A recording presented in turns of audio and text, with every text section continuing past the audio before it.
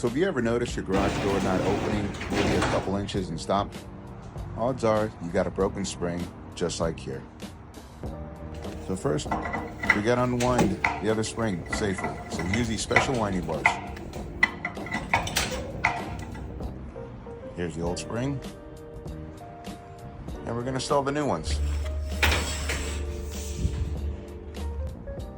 Once we got it set, got to make sure the door is properly balanced.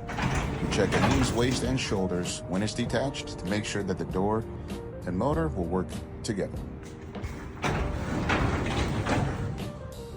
Everything's set.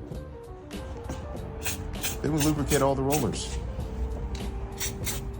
Oh, and the center hinges. Then we test it all out, making sure it's operating properly.